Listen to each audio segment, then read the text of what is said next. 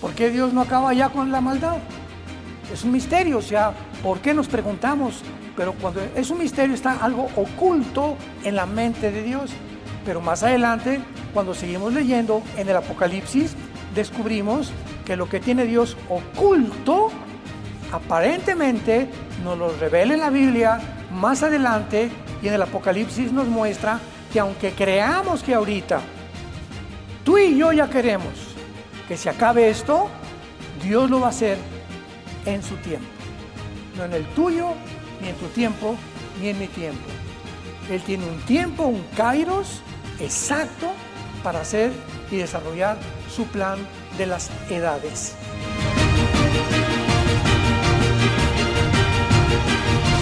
Vamos a abrir nuestras Biblias en esta mañana en un pasaje muy importante que nos habla acerca de esta doctrina en la segunda carta a los Tesalonicenses, capítulo 2. Cuando venimos a la Biblia, recordamos, estamos abordando ni más ni menos la mente de Dios, cuyos pensamientos no son nuestros pensamientos, sus caminos, la forma como Dios actúa, las decisiones que Dios toma, no las toma igual que nosotros. Entonces la mente humana choca al venir a la Biblia con muchas cosas que están pasando, y muchos de ahí tienen un arma supuestamente o un escudo para justificar, por ejemplo, el ateísmo. Una persona atea tiene una mente limitada, una mente oscura ante el mundo espiritual que le rodea, y él deduce, de acuerdo a lo que sus 5 sentidos le alcanzan a percibir, que Dios no puede existir porque hay guerras, porque hay niños que se mueren, porque hay tsunamis, porque hay sufrimiento. Entonces el ateo dice, si yo fuera Dios, no hubiera creado un mundo igual. Y por eso no creo en Dios. O sea, ven todo esto como un obstáculo, como un freno, y aquí vemos la imposibilidad teológica y filosófica del ateísmo. Actualmente, pues el ateísmo, ¿verdad?, filosóficamente es insostenible. Esa persona simplemente hay que contestarle, ¿sabes por qué no hay ese mundo como el que tú te estás imaginando? Porque tú no eres Dios. O sea, si yo fuera Dios, ¿verdad? A ver, tú, estoy oyendo que hiciste esto, bájate del cielo y ponte aquí, siéntate en esta silla. Y ahora te voy a juzgar. ¿Por qué hiciste esto? Mi mente no lo entiende. ¿Por qué hiciste aquello? A ver, Dios, contéstame. Y nunca va a tener respuestas. Lo chistoso y lo irónico de este pensamiento ateo es que nos preguntan a los cristianos. O sea, nunca le va a preguntar un ateo ni va a tener un debate con un musulmán o con un hindú o con alguien, con un zoroastro o con un seguidor de Mahatma Gandhi. Siempre los debates son entre cristianos y ateos o escépticos, ¿verdad? O personas que dudan acerca de la existencia de Dios, porque ellos nos hacen, a ver, y si Dios es esto, o sea, un ateo una vez me preguntó, a ver, señor Alducci, dígame esto, y le digo, tú me preguntas esperando que yo te conteste, porque si me consideras una persona que no tiene la capacidad para contestarte, no me preguntaras. Entonces le digo, gracias por darme esta posición en tus pensamientos, de por lo menos aceptarme que puede haber la posibilidad que te puede contestar. Pero esto tú no se lo preguntas a un hindú, ni a un musulmán, ni a otra persona. De una forma chistosa e irónica, vienen con nosotros a que les demos respuesta. Y tratando, como lo hacían con Cristo, de tratar de cacharnos en algún error para poder afianzar o fortalecer su filosofía, su ideología atea. Segunda de Tesalonicenses, capítulo 2. Esta iglesia de Tesalónica, para dar un poco de historia, era una iglesia a la cual el apóstol Pablo le reveló muchísimas cosas de profecía, como el rapto de la iglesia. Entonces, después de que Pablo les explica a los tesalonicenses en la primera carta, capítulo 4, 16 al 17, que va a venir un tiempo cuando millones de personas vamos a desaparecer y que el mundo se va a quedar sorprendido, los muertos que hayan sido muertos antes que nosotros van a resucitar primero, y nosotros, si el rapto viene ahorita, o mañana, o entre un año, de repente se queda tu ropa tirada en el suelo y se van millones de seres humanos, no que creían en Cristo, porque muchos creen en Cristo. El diablo no es ateo. Dice en Santiago capítulo 2, los demonios tiemblan, creen y tiemblan. No es todos los que crean, yo creo en Cristo, sino los que lo siguen. Qué grande diferencia hay, los que lo siguen. Y los que lo siguen son transformados interiormente.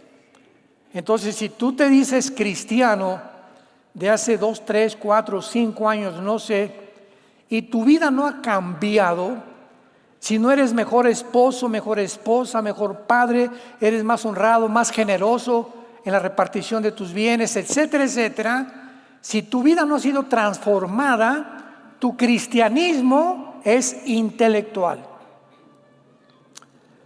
Hace algún tiempo, bueno, no tanto tiempo, algunos meses atrás, le preguntaron a un hombre muy famoso, me reservo su nombre, muy famoso, multimillonario, de los más grandes que hay en el mundo ahorita, que si era cristiano. Y él dijo estas palabras: soy cristiano cultural. ¿Qué significa que sea cristiano cultural?, le preguntaron. Dice, bueno, yo creo en la persona de Cristo porque existió, el Cristo histórico. Además, las enseñanzas de Cristo las considero muy sabias. Y creo que el cristianismo ha hecho un impacto muy grande en el mundo. Sin embargo, esta persona no tiene a Cristo dentro de él. No ha nacido de nuevo. No tiene al Espíritu Santo. ¿Por qué? Porque la palabra cristiano, Cristos significa ungido. Apúntalo. Anos significa pequeño. Cristos, anos, pequeño, ungido. ¿Quién es un cristiano? Simplemente una persona que tiene al Espíritu Santo dentro de él. Y lógico, si la tienes, tu vida va a cambiar. Si no ha cambiado, es porque no lo tienes. Tan sencillo como eso. Analiza tu vida antes de decir soy cristiano. Aquí en 2 de Tesalonicenses, la iglesia de Tesalónica se enfrenta con otro problema escatológico o de carácter profético. Creían que ya estaban en la tribulación. No es que nos llegaron cartas y nos dijeron que ya estamos en la tribulación, que ya se rompieron los sellos, etcétera, etcétera, ¿no? Como hay cristianos ahora que me preguntan, ¿es cierto que estamos en el tercer sello? Hermano, ni al primero hemos llegado todavía. Entonces Pablo escribe esta carta y les dice así: pero con respecto a la venida de nuestro Señor Jesucristo y nuestra reunión con Él, aquí está hablando del rapto. Con respecto a la parusia, a la aparición de Cristo cuando nos reunamos con Él, que ya les expliqué en la antigua carta, en 1 Tesalonicenses capítulo 4, los rogamos, hermanos, por el amor de Dios, lo estoy casi transliterando en lenguaje moderno, les ruego, hermanos, que no se dejen mover fácilmente de vuestra manera de pensar, ni se conturben, no se preocupen ni por espíritu, ni por palabra, ni por carta, como si fuera nuestra, en el sentido que el día del Señor está cerca. En el Antiguo Testamento, el día de Jehová, el día de la ira, el día del Señor, el tiempo de angustia sobre Jacob. En el Nuevo Testamento, el día del Señor se refieren a los 7 años de la tribulación. Todos los términos en el Antiguo Testamento, Isaías 13, Isaías 30, Ezequiel, Zacarías, que mencionan Sofonías, que menciona más de 10 veces el día del Señor, se refieren al futuro que viene sobre la tierra, que está en el libro del Apocalipsis. Entonces llegaron a los tesalonicenses a asustarlos, como nos pasa ahorita en el mundo cristiano. Usted no se imagina la cantidad de correos que nos llegan. Oye, hermano, estamos en el 5º sello, vamos a pasar la tribulación. Alguien me dijo que vamos a pasar la tribulación y que solamente estamos tratando de escaparnos del mundo para justificar que no vamos a pasar la tribulación. Entonces, todas estas cartas fueron escritas, amados santos de Dios, para esclarecer nuestra comprensión espiritual y para entender claramente, con un estudio exegético de la palabra, qué es lo que Dios nos está diciendo. Y es lo que tratamos de hacer con esta serie, El misterioso rapto de la iglesia. Entonces creían que estaban en la tribulación. Versículo 3. Nadie los engañe en ninguna manera, porque no vendrá ¿qué cosa? La tribulación, los 7 años del día de la ira de Dios. No vendrá sin que antes venga la apostasía y se manifieste el hombre de pecado, el hijo de perdición, cuya identidad es el anticristo. Oigan, tesalonicenses, les dice Pablo, ¿ya vieron al anticristo? No. ¿Ya oyeron que están mandando marcar a la gente? No. Entonces, ¿por qué son tan cabezones de no entender que antes de la tribulación el anticristo tiene que aparecer? Porque en el momento que el anticristo, por otros pasajes, Daniel 9:27, firme un tratado de paz con el pueblo judío, quiere decir que el pueblo judío se va a encontrar en un punto en el mundo muy pronto donde se va a quedar solo. Se va a quedar solo. Desde 1945, después de la Segunda Guerra Mundial, los Estados Unidos de Norteamérica es la única nación. Ha habido otros que han ayudado, han sostenido, han apoyado a Israel. Pero algo pasó ya con esta última administración del presidente Biden, que ya se están retirando poco a poquito y van a quedarse solos bíblicamente. Y cuando se queden solos bíblicamente, va a aumentar la presión contra ellos y entonces va a haber una guerra. Esta guerra es inevitable. Antes de la tribulación va a haber varias guerras que vamos a ver nosotros. Ahorita ya está incendiado el Medio Oriente. Ayer ya comenzaron a bombardear Israel desde el Líbano, el grupo Hezbolá. Israel está contestando y ya se unió Corea del Norte. Rusia mandó miles de soldados ya a Irán, a Yemen, a Irak, a Siria, para apoyar al grupo terrorista de Hezbolá y de Hamas. Entonces ahorita Israel se está viendo como nunca se está sintiendo encarcelado. Bueno, para no ser el cuento largo, va a haber el momento en el que esto no lo va a poder aguantar. Entonces los judíos, el gobierno, va a surgir un líder en el mundo que los musulmanes van a creer que es el Mesías.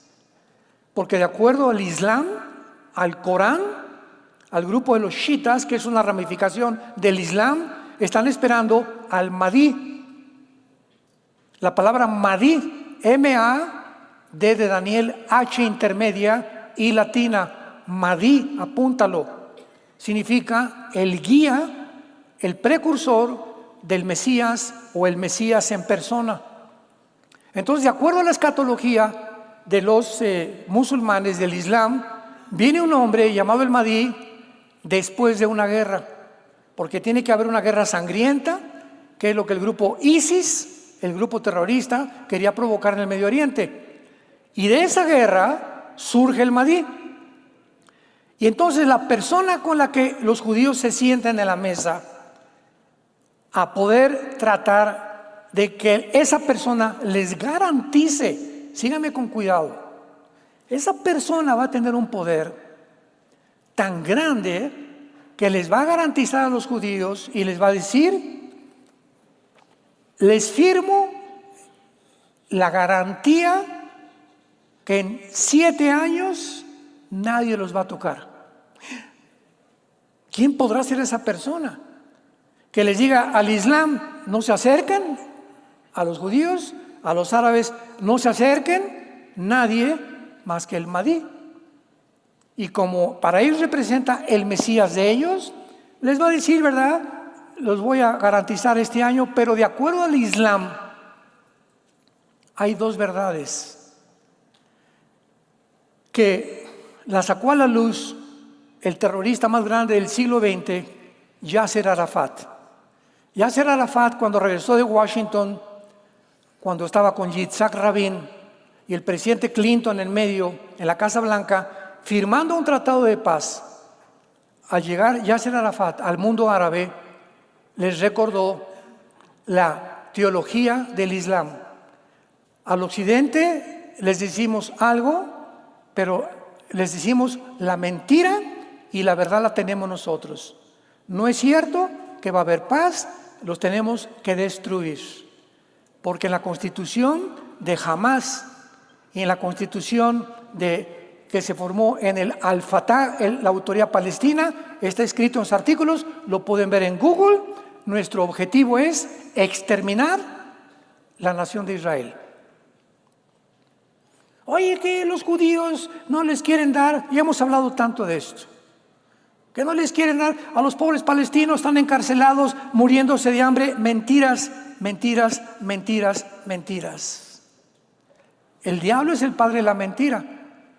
Estos grupos terroristas tienen que ser mentirosos por naturaleza, porque son hijos del diablo. Ustedes son hijos del diablo, les dijo Cristo a los fariseos, y los deseos de su padre queréis hacer. Él ha sido mentiroso desde el principio. Cuando vemos la realidad, tienen millones de asistencia, de carne, de comida, de provisiones ahí, y el problema está en que es el grupo terrorista Hamás el que ha jurado destruir a Israel. Entonces, ¿cómo puede Israel? Por el amor de Dios. Decirles: vénganse a nuestra tierra, hagan un estado aquí junto a mi jardín y vamos como vecinos a vivir en paz. Cuando tú has prometido que me quieres matar, compadre, ¿cómo quieres vivir junto a mi casa si me quieres matar? Inconcebible. Y ahí está la hipocresía de las naciones. Votamos por 2 estados dentro de Israel. ¿A poco los gobernantes no saben que si esto es una imposibilidad, que va a llegar a la destrucción final, a la guerra, a la tercera guerra mundial? Pero así lo hacen para cubrir tantas mentiras y tanta hipocresía que hay en el mundo de la política. Nadie los engañe, no vendrá sin que antes venga el anticristo. Versículo 4. El cual se opone y se levanta contra todo lo que se llama Dios o es objeto de culto, tanto que se sienta en el templo de Dios como Dios, haciéndose pasar por Dios. Cuando venga el hombre de pecado, el hijo de perdición, se va a levantar contra todo lo que se llama Dios y se va a sentar en el templo haciéndose pasar por Dios. Esto no ha sucedido, no estamos en la tribulación. ¿Vamos? ¿Qué no se acuerdan, cabezones? Podríamos decir, ¿verdad? ¿Qué no se acuerdan, cabeza de piedra que tienen? Que cuando yo estaba con ustedes todavía les decía esto. En la carta anterior les dijo Pablo que en el arrebatamiento nos vamos a ser sacados del mundo y entonces vendrá la persecución. Y ahora ustedes, les vuelvo a repetir, saben lo que lo detiene. ¿A quién? ¿A quién? Pues al hombre de pecado, al hombre de perdición, al anticristo. Quiero que sepan que algo está impidiendo que surja el anticristo en el mundo. ¿Quién creen ustedes que es el que lo detiene? ¿Nuestra presencia?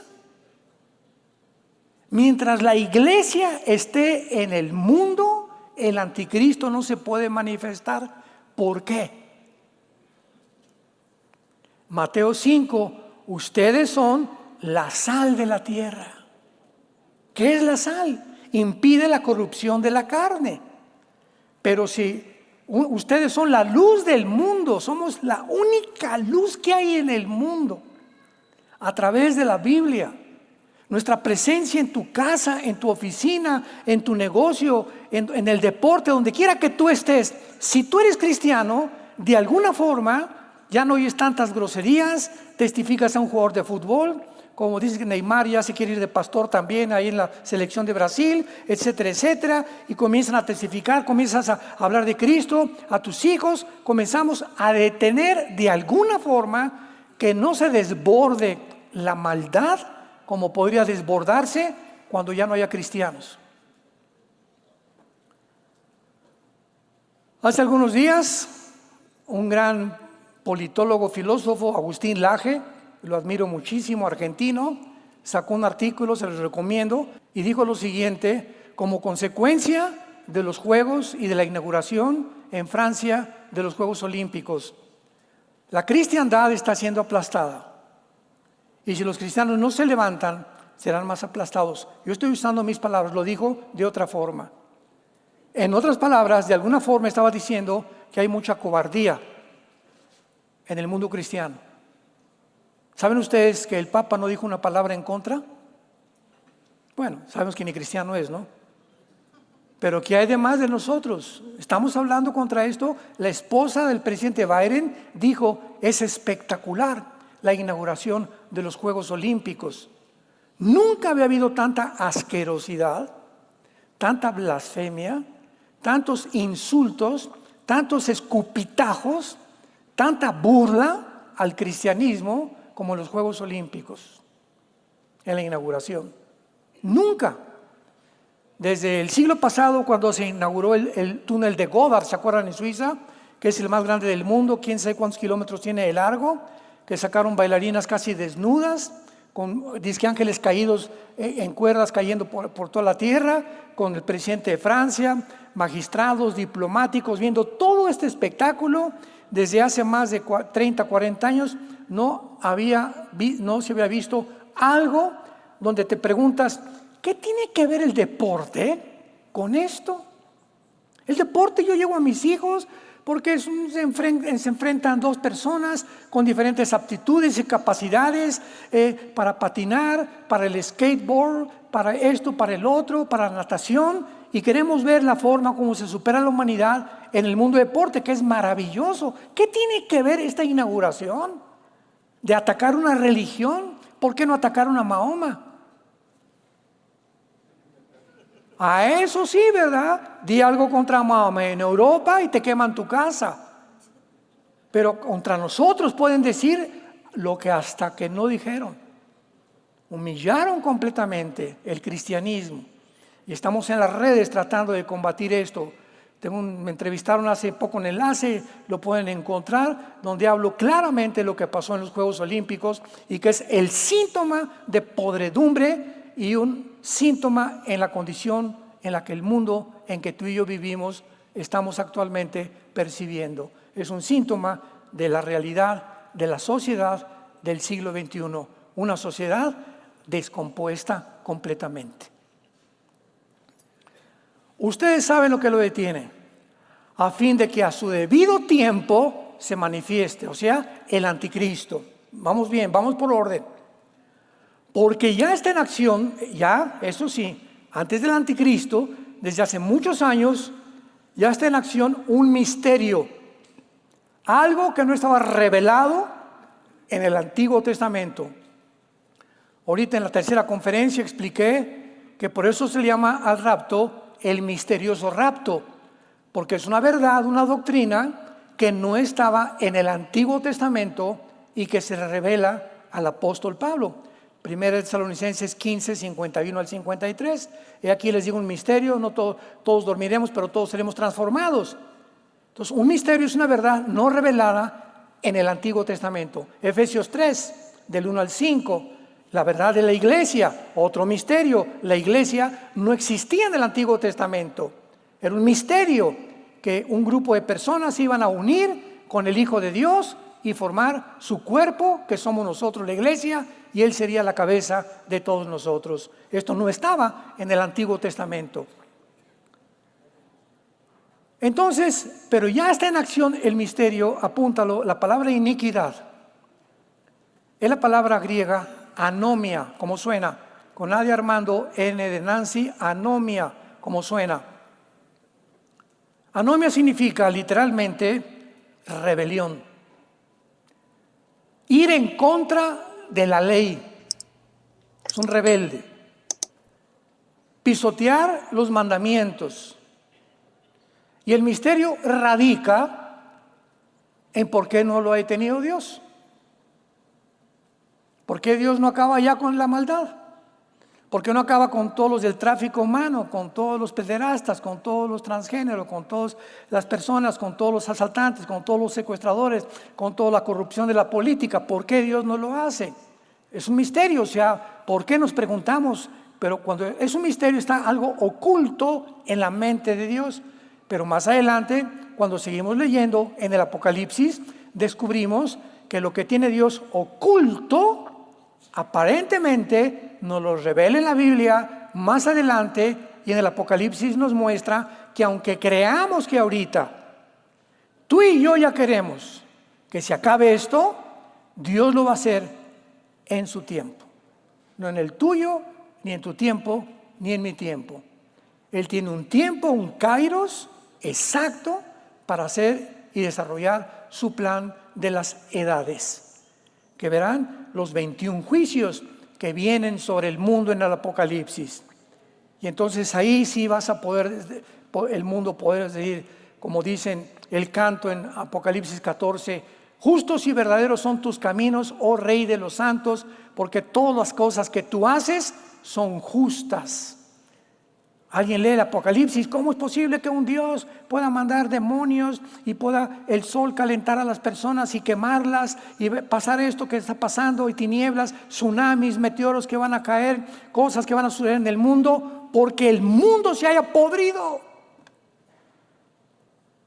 Por eso se tiene que detener esto tarde o temprano, para que después de esta limpieza pasemos a regresar al mundo nosotros con Jesucristo en su segunda venida y volver a repoblar el mundo, que fue lo que hizo Noé después del diluvio.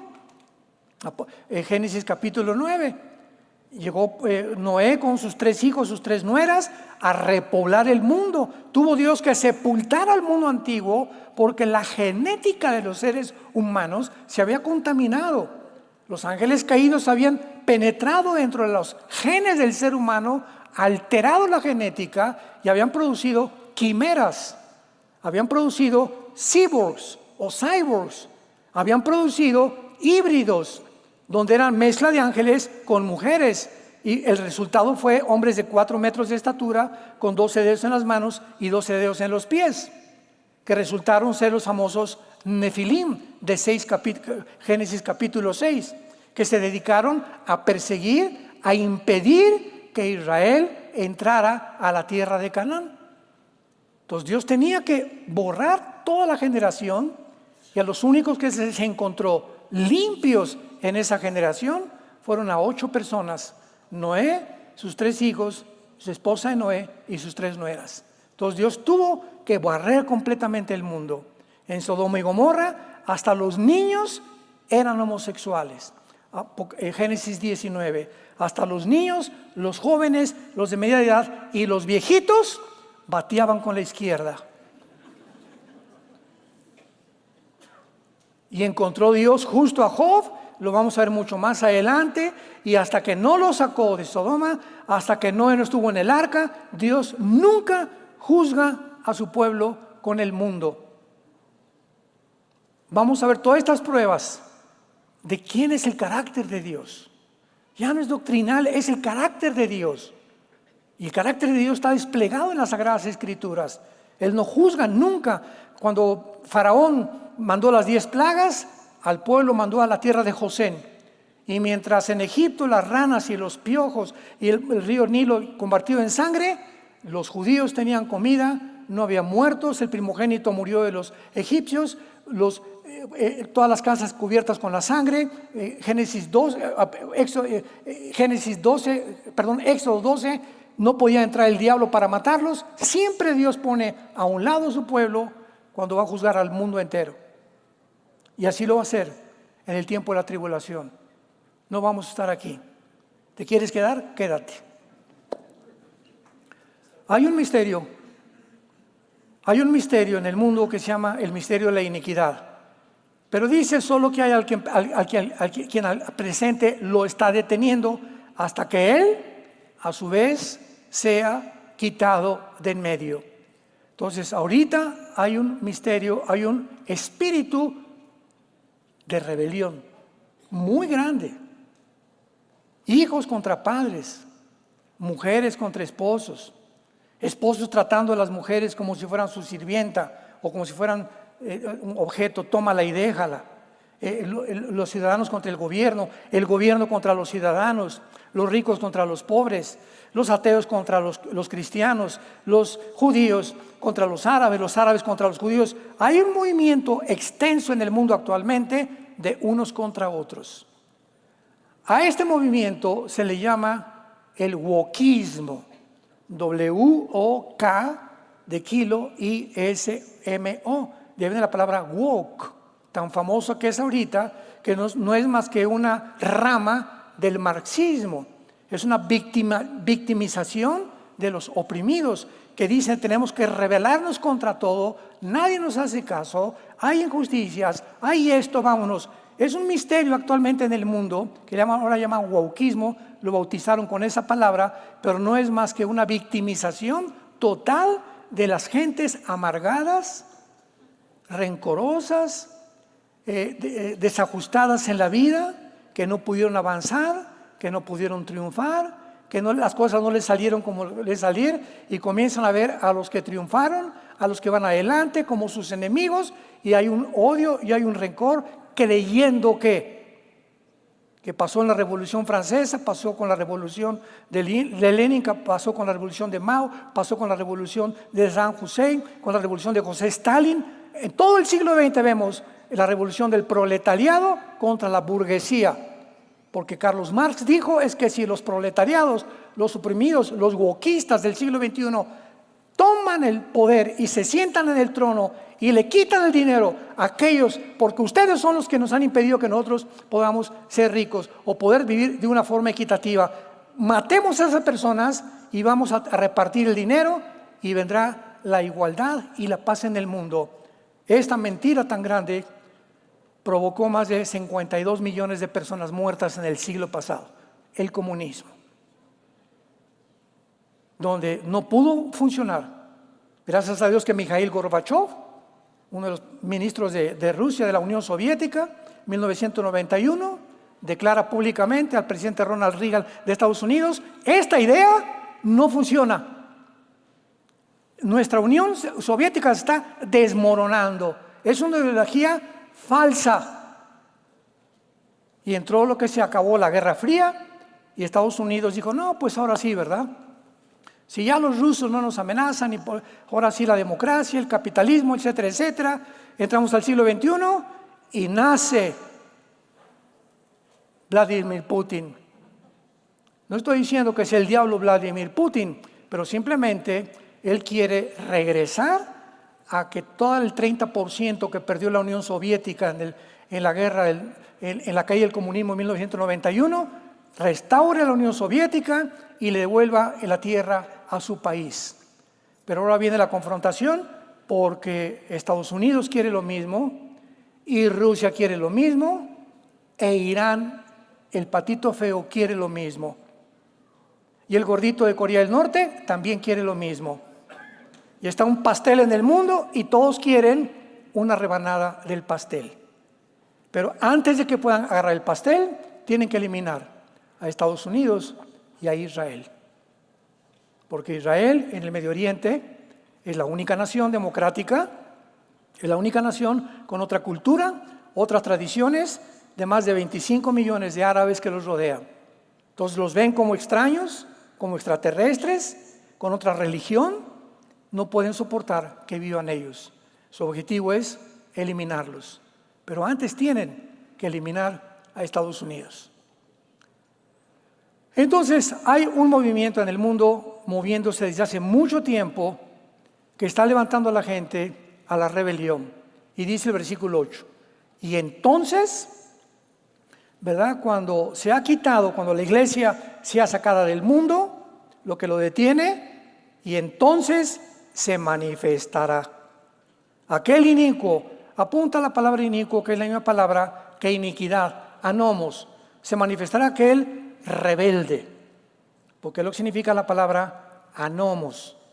Se va a desplegar en el mundo, va a surgir el anticristo, a quien el Señor matará con el espíritu de su boca, destruirá con el resplandor de su venida. Anomos o rebelde, cuya venida o advenimiento es por obra de Satanás, con gran poder y señales y prodigios mentirosos.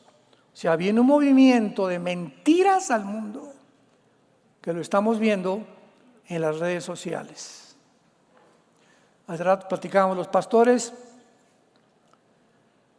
y me estaba diciendo el pastor César, Armando, no sabes la cantidad de videos donde usan tus prédicas para monetizar.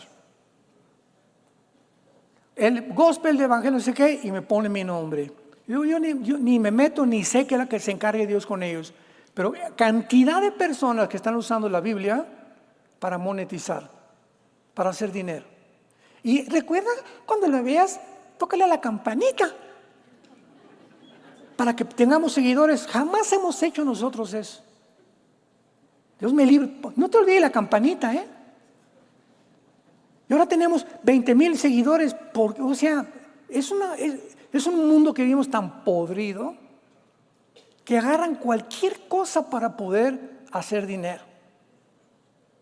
O a un amarillismo escatológico impresionante que hay, de atacar a pastores y otro y el otro, o ya pasó esto en Inglaterra, esto y el otro. Cristianos que se están dedicando a esto, cuando Dios nos llamó a una sola misión: predicar el evangelio y la gracia de Dios. ¿Amén? ¿No parece? Predicar el evangelio de la gracia de Dios. Entonces viene el inicuo, viene el anticristo completamente poseído por Satanás, por un principiado satánico, y dice el versículo 10, y con todo engaño de iniquidad para los que se pierden, por cuanto no recibieron el amor de la verdad para ser salvos. Escucha esto: si tú no crees la verdad hoy, que Dios te está hablando, si tú no aceptas el evangelio de que Dios te ha perdonado en una cruz y que quiere darte la vida eterna, ¿sabes cuál es tu peligro? Que vas a acabar creyendo cualquier otra cosa. No que hiciste aquel que dijo yo soy el camino, la verdad y la vida, vas a acabar siguiendo a Buda, vas a seguir en otra religión, o te vas a volver un ateo, o un amargado, o un rencoroso, simplemente porque no amas la verdad. Para todos aquellos que no quisieron la verdad. Versículo 11 lo agrava más. Por esto Dios, a todas las personas que rechazaron esta verdad del evangelio de Cristo, ahora Dios, escucha esto, no el diablo. Una vez les pregunté a la gente, ¿ustedes creen que Dios puede engañar a alguien? No, ¿cómo? Bueno, la Biblia dice que puede Dios tomar esta decisión cuando alguien le rechaza. A los que le rechazan, Dios les envía un poder engañoso, y esto es un poder demoníaco, donde tu mente es trastornada, donde ya no llegas a saber si eres hombre o si eres mujer, o eres una quimera, o eres un híbrido, o eres un cyborg, o eres una persona que no tienes ya ninguna brújula para seguir en la vida. A lo bueno le llamas malo, a lo malo le llamas bueno. Cuando hay esta clase de pensamientos en una persona, estas personas piensan de esta manera, actúan de esta manera porque sin que se den cuenta se están deshumanizando. Están dejando de ser humanos. Están descendiendo sin que se den cuenta a un nivel donde son presa y donde Satanás los va a encarcelar. Y esto lo explica Pablo en Romanos capítulo 1, que habiendo conocido a Dios, no le glorificaron como a Dios, profesando ser sabios, se hicieron necios. Y dice Pablo más adelante, por eso Dios los entregó. Dios los entregó. ¿Quieres ser homosexual? Ven, por favor, hijo, te amo. Dios, yo te quiero ayudar. No quiero seguir así. Dios te dice, muy bien, y te empuja para que toques fondo. ¿No? ¿Eres un avaro con tu dinero? ¿Quieres hacer rico? Ven, mira, disfruta lo que tienes. No estoy en contra que tengas dinero, que tengas 5 coches, 5 gallos, pero comparte con la obra del Evangelio lo que es conveniente. No quiero todo el pastel. Te empuja a Dios a que te hagas más rico. Y cuando tocaron fondo, Dios les permite que alcancen lo que ellos querían, y cuando tengan lo que tengan, descubren que no van a poder disfrutar lo que querían.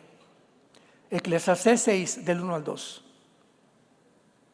Eclesiastés 6 del 1 al 2. He visto un mal debajo del cielo, que hay personas a quien Dios les da riquezas, salud. Dice Salomón, nada les falta de lo que tienen. Pero, viene un pero, Dios no les da el don para disfrutar lo que tienen. Ricos pobres y pobres ricos. ¿Cuántas personas vemos, artistas de cine, políticos por acá y por allá? El dinero, el dinero, el dinero.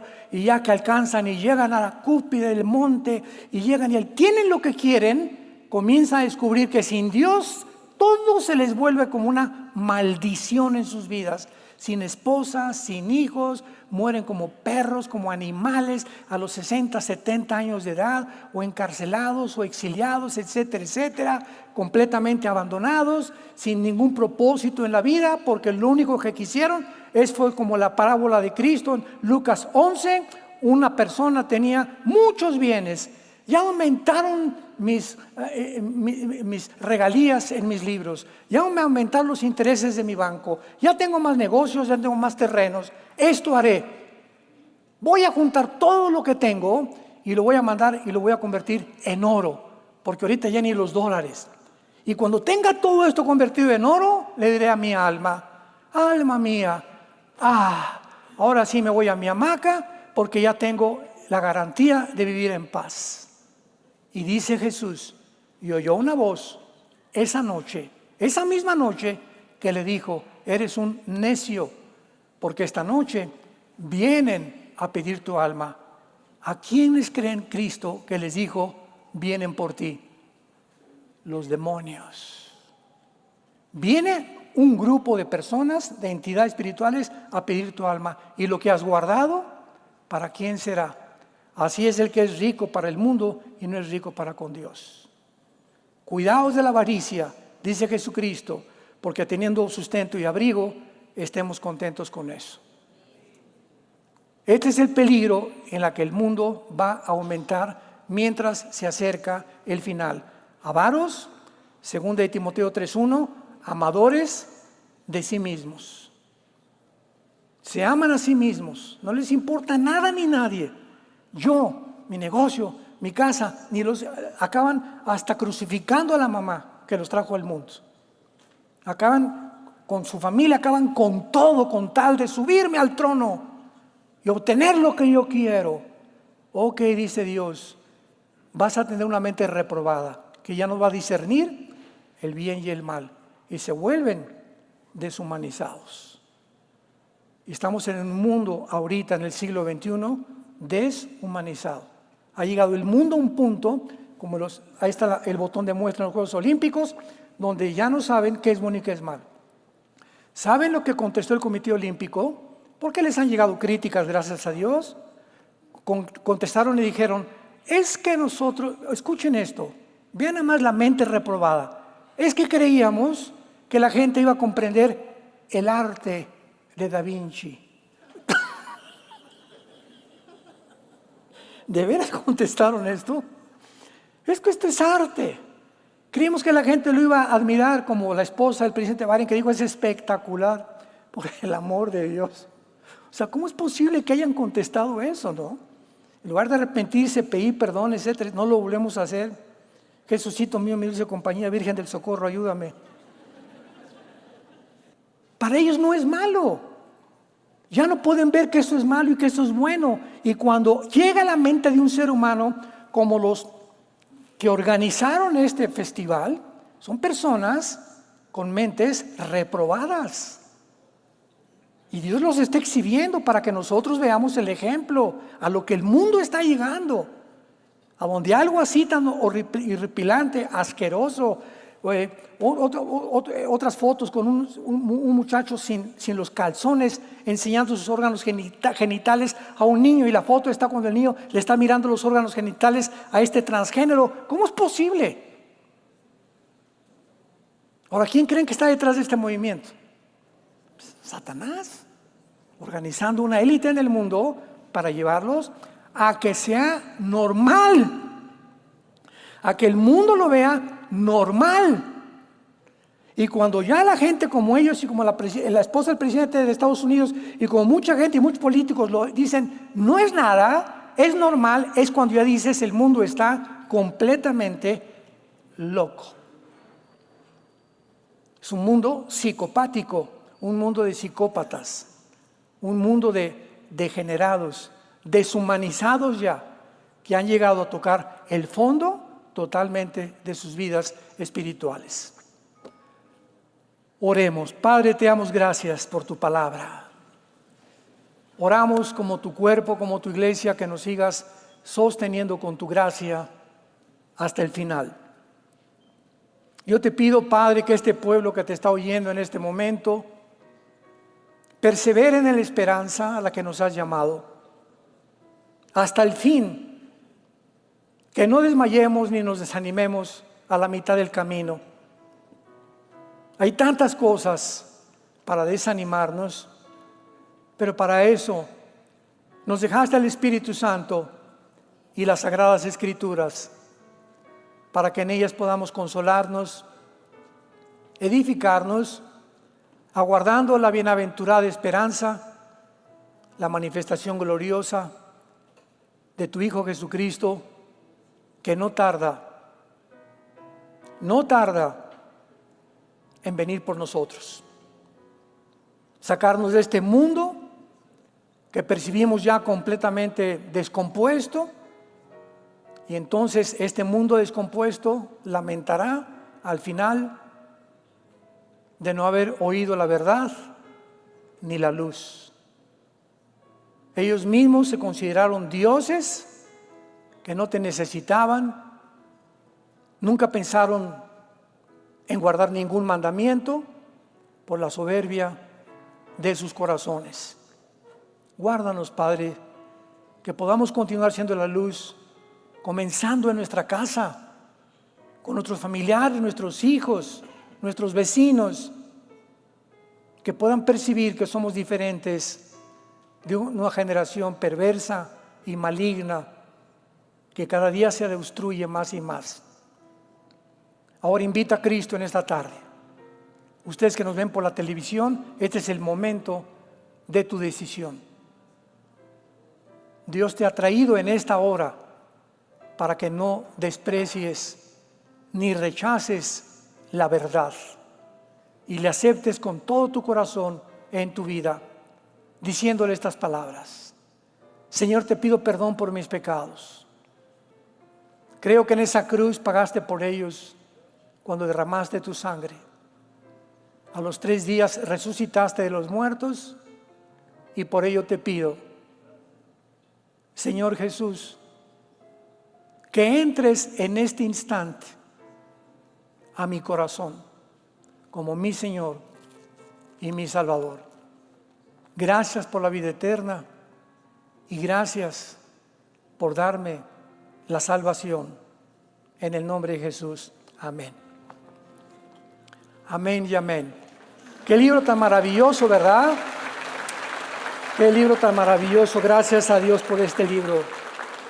Ama este libro, medítalo, léelo, estúdialo, detente en las palabras, piensa en ellas. No lo leas como lees cualquier libro, detente en partes, en porciones, en versículos que te saltan y que te llaman la atención y piensa en ellos, medita en ellos, híncate. Señor, acabo de leer que tú eres el camino, la verdad y la vida. Oh Dios, qué radical fuiste, Jesús. Te consideras que no hay nadie más que tú eres la única verdad. No eres una verdad, eres la verdad. Tú eres el camino. Y comienzas a pensar y a desmenuzar la Biblia y el Espíritu Santo te va a ayudar a que esas palabras te hagan partícipe de la naturaleza divina de Dios. Y esta Biblia que tú tienes guardada, hay un poder de iniquidad que va a tratar, no sé, amigos tuyos o parientes, familiares, que van a tratar de hacer esto, de sacarnos de nuestra vida la palabra de Dios. Tú eres el objetivo y yo también, de que esto no lo leamos, lo estudiemos ni lo meditemos. Y cuando alguien trata de sacar la palabra de Dios y convencerte con las mentiras de Satanás, comienza sin que te des cuenta a abandonar el camino. Si eres cristiano, pau, pau, pau. Porque Dios al que ama, pau, pau, pau, lo disciplina y azota al que ha recibido por hijo. Pero si tú has abandonado el camino y ya pasaron 6 meses y pasó 1 año y no te ha pasado nada, es porque no eres hijo de Dios, no eres hija de Dios. Porque aunque sea de la oreja, los que somos hijos de Dios, nos mete al corral otra vez. Porque está fuera del corral el mundo lleno de lobos que están atacándonos y buscándonos la forma de desprestigiarnos, perseguir y asesinar la verdad, como lo acabamos de ver en la inauguración de los Juegos Olímpicos. Que Dios los bendiga, que tengan mucha paz. Hola, ¿sabías que puedes ver este video y otros dentro de nuestro canal de YouTube? Nada más recuerda suscribirte a nuestro canal y activar la campanita para que te puedan llegar las notificaciones cada vez que cargamos un video nuevo y puedas ser el primero en verlo y disfrutar de todo nuestro contenido.